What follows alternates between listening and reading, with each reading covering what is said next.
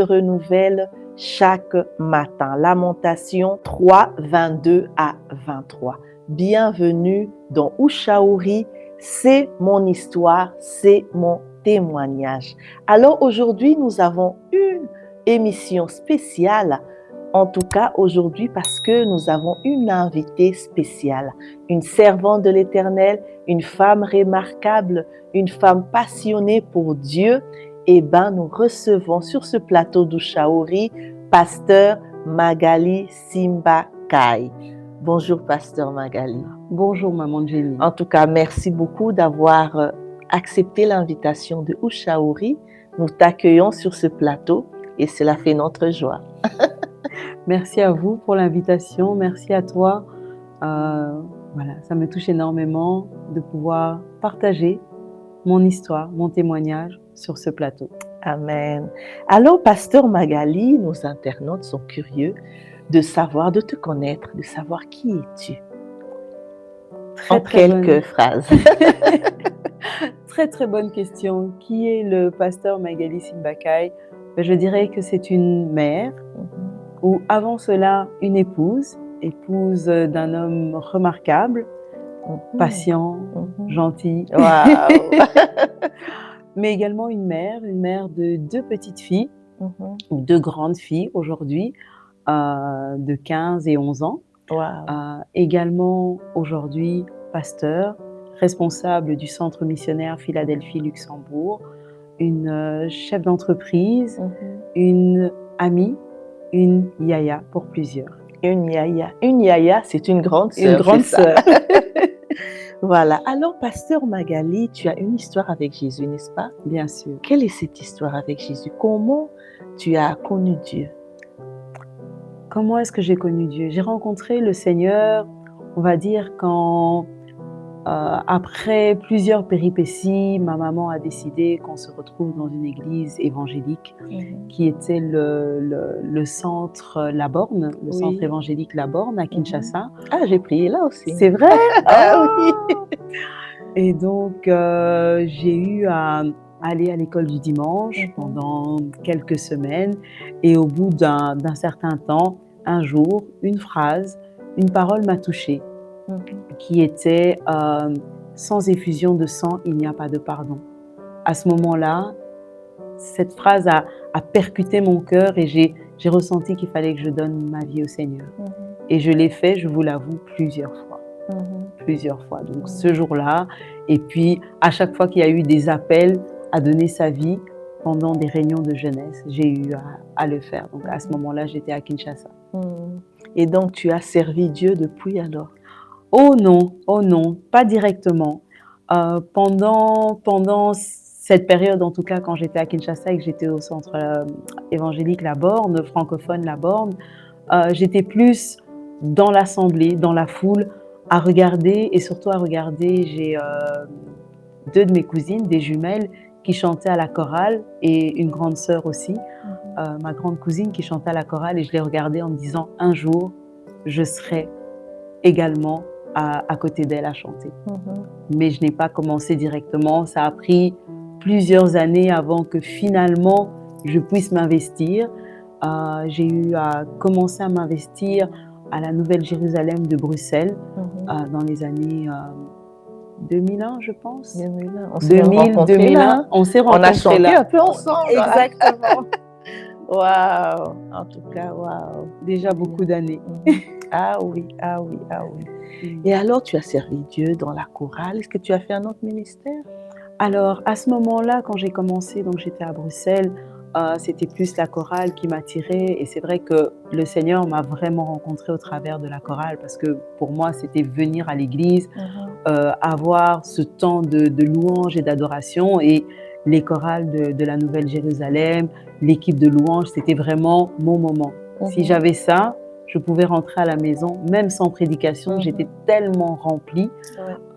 Et beaucoup de gens, je pense, se souviennent de moi où j'étais toujours dans les premières rangées à chanter, à me lever, à ne pas pouvoir arrêter. Mais par la suite, j'ai véritablement commencé le ministère ici à Luxembourg, où j'ai servi aux côtés du bishop Adama, Oui. Ouedraogo, où je suis restée à ses pieds pendant 14 ans. Wow. Bishop Adama, wow. Très bon pasteur. Hein. Oh oui, c'était pour nous un papa, pour moi un papa, pour moi un peu le papy de mes enfants. Ouais.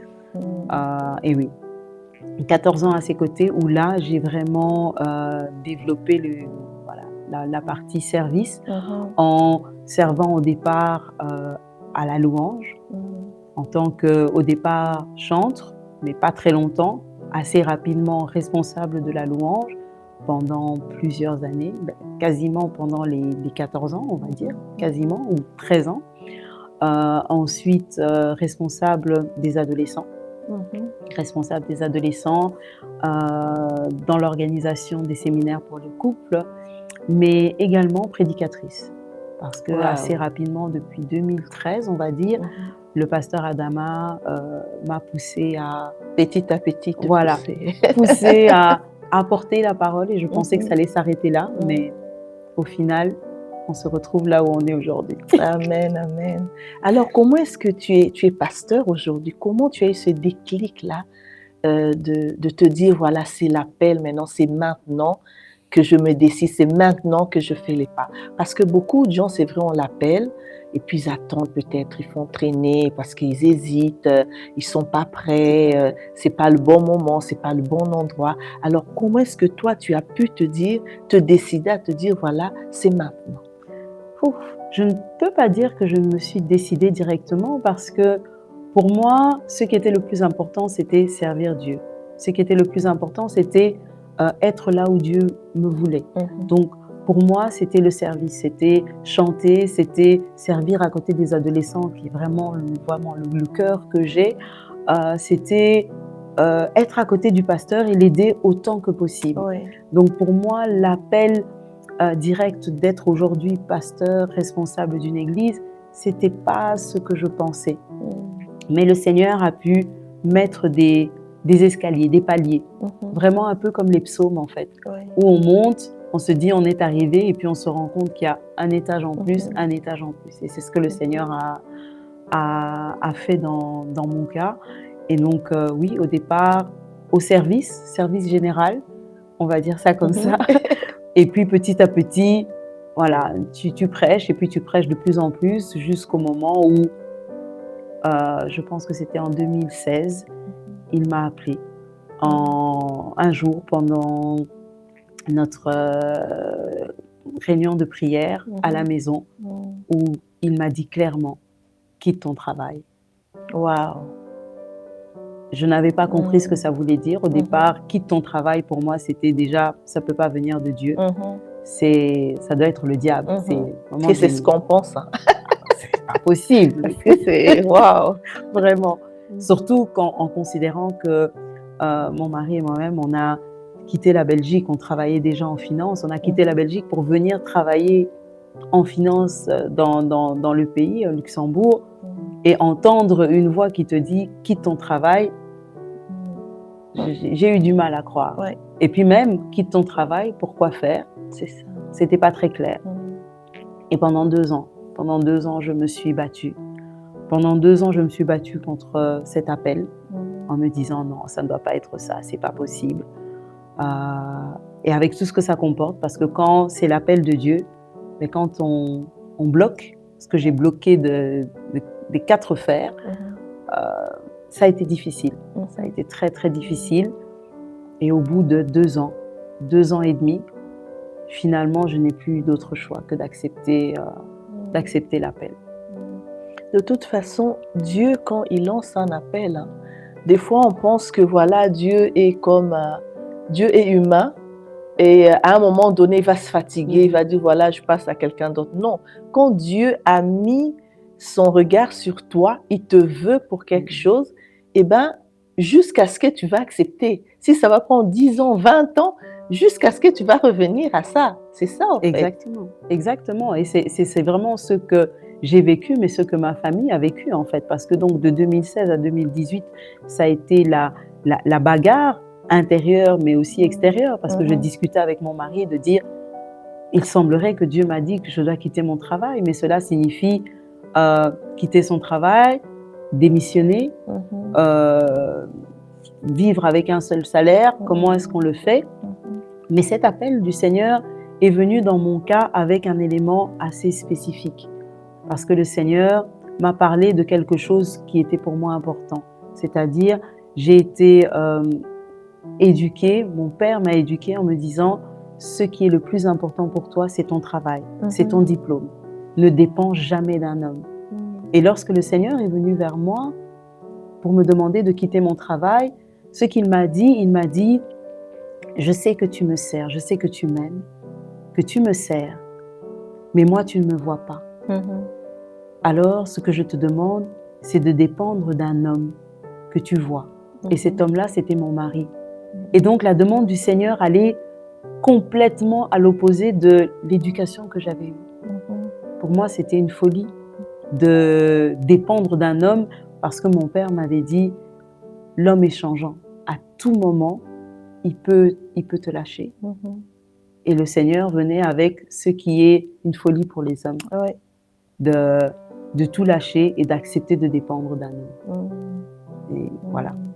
Mais aujourd'hui, tu vois vraiment la main de Dieu, parce que Dieu n'abandonne pas ses enfants. Amen. Il peut te dire de faire quelque chose, d'arrêter quelque chose, mais c'est vrai que humainement, on se dit, on pense humainement, on se dit, mais ça va pas aller, comment je vais vivre, comment on va faire?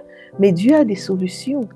Et quand on entre, on décide de suivre la voie de Dieu, et bien Dieu n'abandonne pas, il ne déçoit pas. Exactement. C'est terrible parce qu'on n'y pense pas en fait. Généralement, on dit beaucoup de choses. Et particulièrement pour nous qui sommes chrétiens et chrétiens évangéliques, on se retrouve souvent à répéter des choses qu'on a entendues. Dieu est avec nous, Dieu est avec moi, il est toujours là. Je le dis sans comprendre.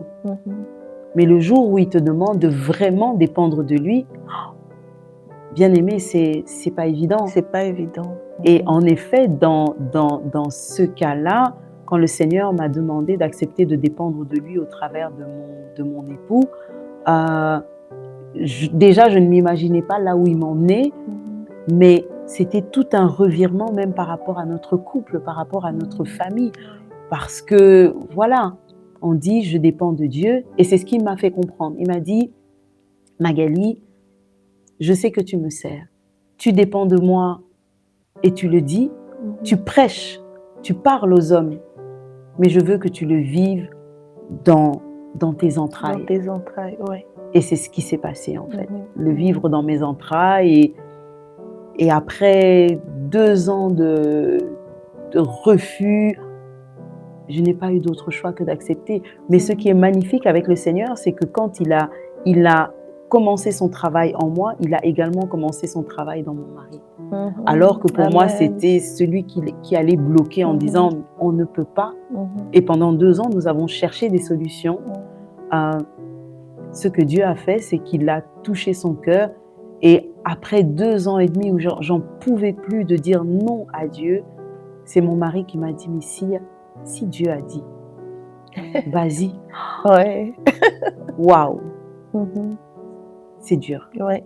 Parce que là, tu ne peux plus te cacher. Non.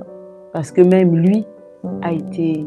Tu n'as plus de couverture, en fait. Exactement. Plus aucune couverture. Ouais.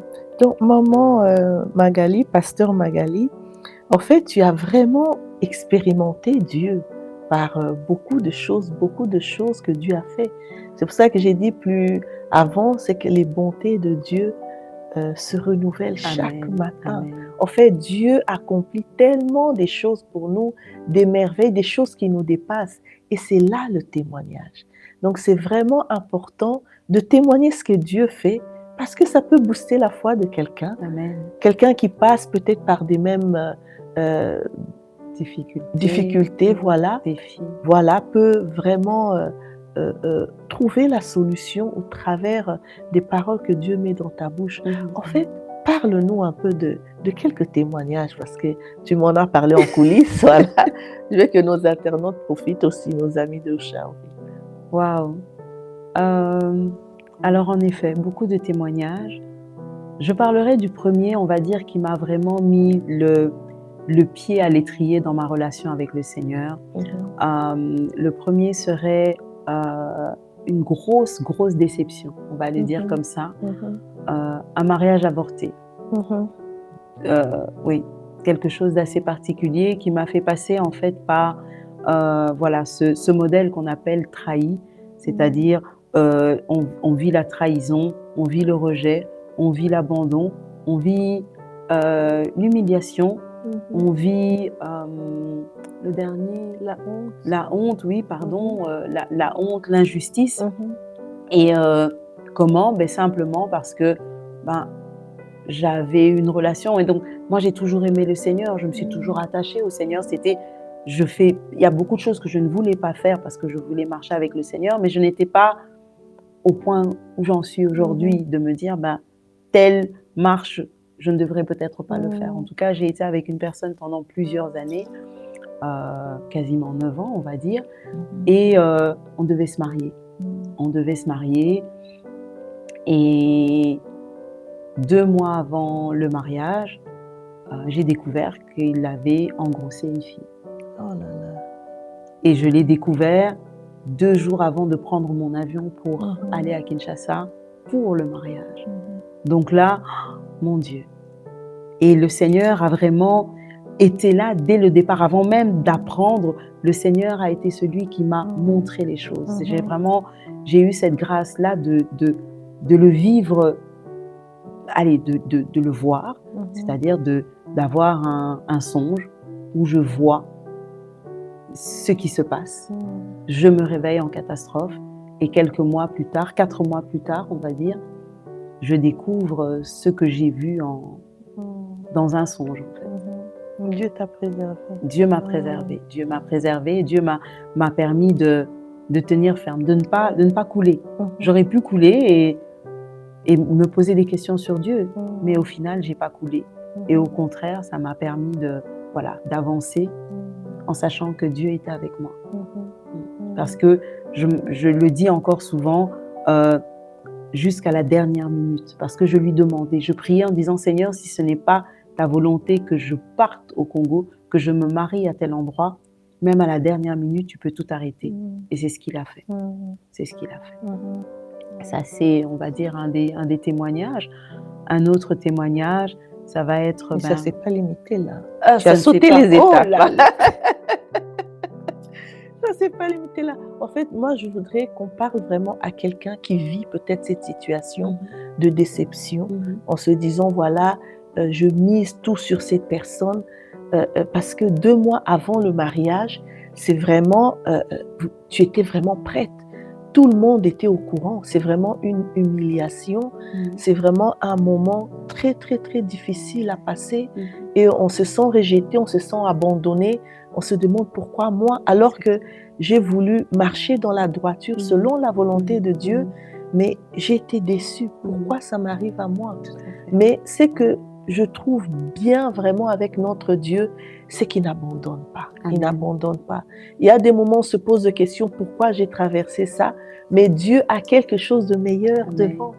Et Dieu avait déjà prévu quelqu'un de meilleur, quelqu'un qui a essuyé les larmes, Dieu sait. Et nous rendons vraiment grâce à Dieu. J'encourage vraiment quelqu'un qui vit peut-être une déception de tenir ferme. Parce que ce n'est pas la fin du monde. Dieu est là. Dieu est juste. Dieu reprend celui qui est abandonné. Dieu reprend celui qui est rejeté et lui donne une destinée meilleure. Amen. Vraiment. Amen. C'est vraiment ça. Dieu donne une destinée meilleure.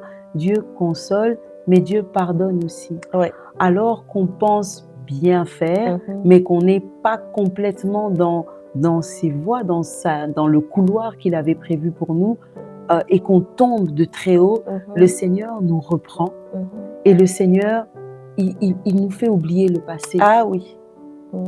il nous fait oublier et notre passé ne correspond plus à ce qu'il avait prévu. Et c'est vraiment ce que j'ai pu vivre, en effet, de voir que Dieu est avec moi, que Dieu se lève le dernier, que Dieu pardonne, que Dieu console, oui. et que Dieu donne une nouvelle voie. Il ouvre une porte que personne ne peut fermer. Et cette porte, oui, je suis passée à autre chose. Alors que ce passé est très lourd. Très lourd. Être trahi, c'est une chose. Mais vivre cette humiliation devant tous, comme tu disais, maman Jenny, tout le monde était au courant. J'avais ma robe de mariée, j'avais mon... On donne les robes de mariée dans des beaux cartons. C'était une robe faite sur mesure. J'avais tout. Et puis tout s'arrête. Mais simplement parce que j'étais rentrée dans un couloir qui n'était pas le mien. Ce n'était pas le mien. C'est pour ça que c'est vraiment important, surtout dans le cadre du mariage, de bien vraiment discerner la volonté de Dieu. Parce que des fois, les réalités, l'environnement peut nous montrer autre chose, et on se dit, voilà, c'est Dieu, c'est le choix de Dieu, mais c'était pas ça. Non, c'était pas du tout ça. Le Seigneur avait parlé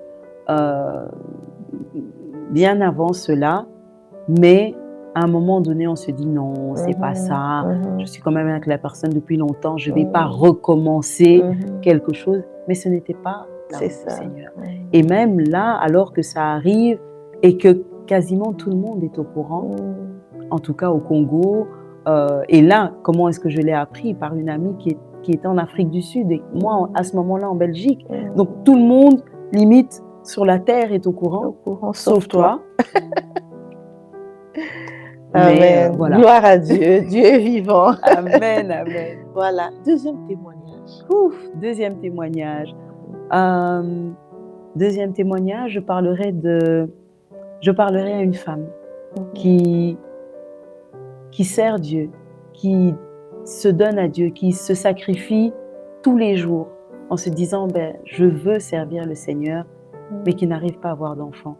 Je voudrais parler si tu me permets, maman Jenny, parler à cette femme qui est connectée, à cette femme qui se pose des questions sur ce silence de Dieu. Seigneur, je te sers, mais cet enfant ne vient pas. Voilà 3, 4 ans, 5 ans, 7 ans, 10 ans que nous sommes mariés et rien n'arrive. Et je voudrais parler à cette femme. Pourquoi? Pas simplement parce que, en effet, c'est mon témoignage.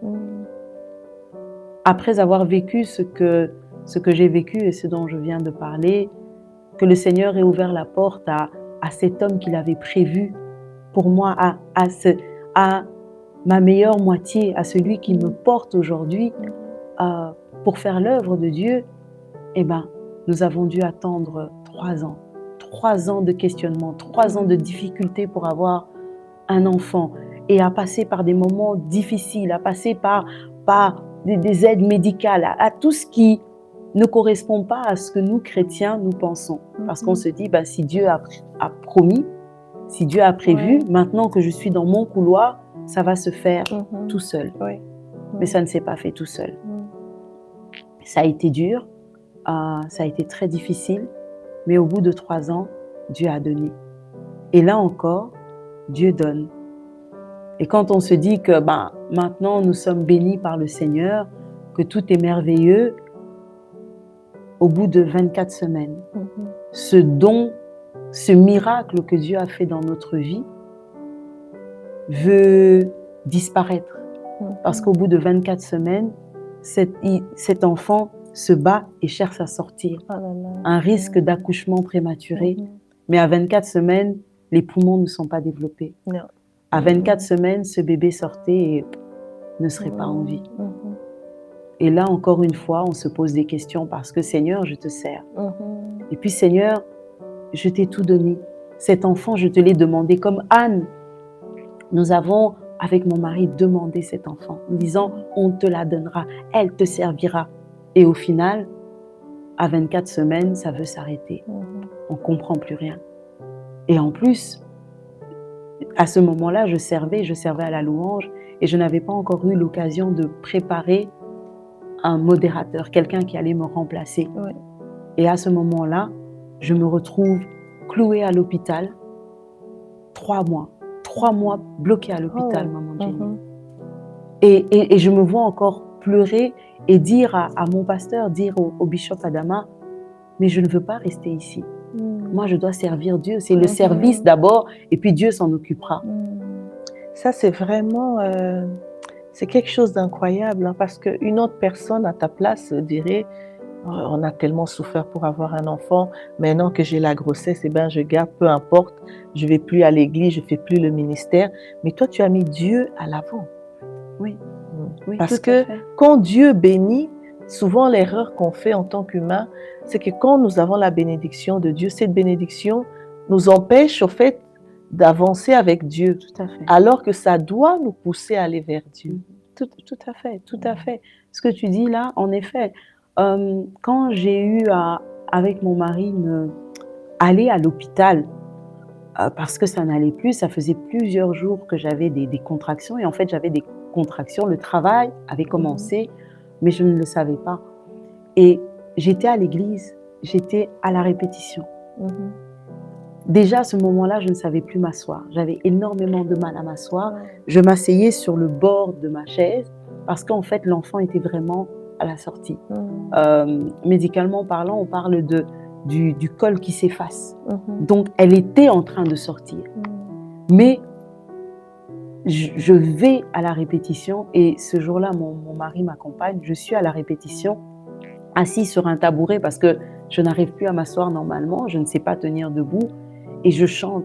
Et pendant que j'ai des contractions vraiment fortes, je prends sur moi et je dis, il faut que je chante parce que dimanche, je dois chanter.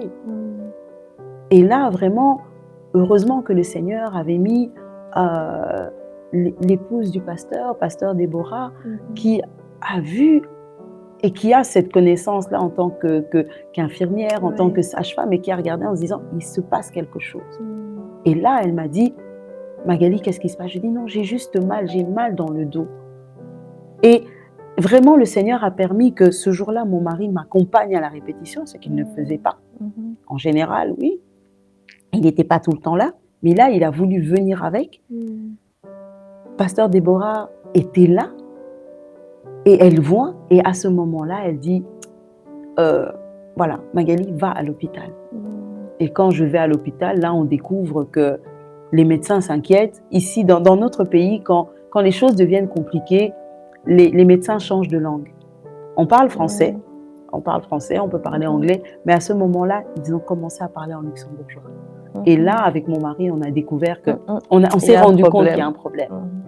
Et directement, ils ont vu que l'enfant a essayé de sortir, que j'étais en fait en contraction de travail.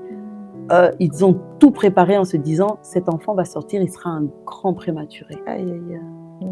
Mais au final, maman Jenny, Dieu a vaincu. Dieu a vaincu parce que je suis restée 3 mois à l'hôpital.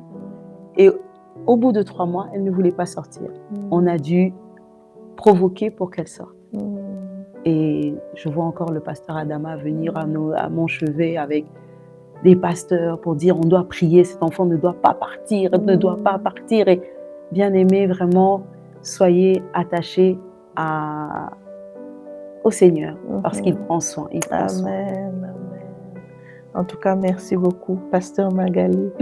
Vraiment, tes témoignages vont édifier beaucoup. Moi, ça m'édifie beaucoup, vraiment, de savoir que Dieu agit encore. Notre Dieu, ce n'est pas un Dieu de l'histoire. C'est un Dieu qui agit. Tu peux expérimenter la main de Dieu. Comme Dieu l'a fait pour pasteur Magali, il fera aussi pour toi. Alors confie-toi juste à Dieu. Il connaît le chemin qu'il a tracé pour toi et il t'amènera sur ce chemin. Et les vents tempêtes, il y en aura, certainement. Mais Dieu sera toujours avec toi et te rendra vainqueur. Alors, pasteur Magali, on peut prier? Voilà. On va prier pour ceux qui nous suivent, ceux qui nous suivront, pour ce cœur qui a soif de Dieu, ce cœur qui a besoin de Dieu, ce cœur qui vit un moment de déception, ce cœur qui vit des questionnements, ce cœur qui est accroché à Dieu, qui est attaché à Dieu, qui sert Dieu, mais qui vit des moments difficiles et qui se pose tellement de questions. Est-ce que Dieu m'as-tu abandonné? Dieu, où es-tu? Je sens le silence de Dieu, je n'entends pas la voix de Dieu. Qu'est-ce qui se passe? Nous allons prier pour ce cœur. Amen. Amen. Éternel notre Dieu, nous te rendons grâce. Nous te bénissons, Seigneur, parce que toi, tu tu es le Dieu d'amour. Tes bontés se renouvellent chaque chaque matin. Seigneur, tu renouvelles tes bontés, Seigneur, pour ce cœur qui est tourné vers toi, ce cœur qui a faim et soif de toi. Seigneur, aujourd'hui, nous prions pour ce cœur, Seigneur, qui se sent rejeté, qui se sent abandonné, ce cœur qui connaît vraiment des moments difficiles, Seigneur, qui a besoin de toi. Seigneur, viens au secours, viens au secours. Tu es le Dieu de miracles, tu es le Dieu des prodiges. Tu l'as fait pour Pasteur Magali et nous savons que tu le feras aussi pour mon frère et pour ma sœur. Interviens, Seigneur, pour la gloire de ton nom. Glorifie ton nom, Seigneur. Agis puissamment dans la vie de quelqu'un qui te suit aujourd'hui, dans la vie de quelqu'un qui crie à toi aujourd'hui. Merci parce que tu es ce Père aimant, ce Père qui n'abandonne pas. Au nom de Jésus, nous avons ainsi prié. Amen, amen, amen. Maman, En tout cas, oui, Pasteur Magali. Excuse-moi, mais vraiment, je voudrais exhorter deux femmes. Celle qui vit la déception, qui tu as l'impression que parce qu'on t'a rejeté, ben c'est fini. Je voudrais te dire que le Seigneur est avec toi. Je voudrais te dire que le Seigneur n'abandonne pas ceux qui s'accrochent à lui. Et que tant que tu gardes tes yeux fixés vers lui, il sera là. Amen. Et j'aimerais parler à cette deuxième personne, à cette personne qui se demande quand le Seigneur va répondre parce que tu es dans le silence, parce que cela fait plusieurs années que tu ne vois pas clair. Je veux te dire que le silence de Dieu te permet de découvrir sa grandeur. Parce que quand il va agir, il agira puissamment et tu n'auras d'autre choix que de témoigner comme moi aujourd'hui. Que le Seigneur te bénisse, que le Seigneur fortifie ton cœur, que tu puisses passer au-delà de ce que tu vois maintenant, de ce qui est une réalité pour toi, mais qui n'est pas la vérité de Dieu. Amen. Soyez bénis. Amen, amen. Merci beaucoup, Pasteur Magali. Merci en tout cas, que Dieu te bénisse abondamment, que Dieu bénisse toute ta famille. Et voilà, donc nous avons vraiment été honorés et j'espère que ce n'est pas la dernière fois. Merci beaucoup. Voilà, en tout cas, voilà. À vous, je vous dis en tout cas à la semaine prochaine. Vraiment, partager, ça peut toujours faire du bien à quelqu'un. Bye bye. Au revoir. Au revoir.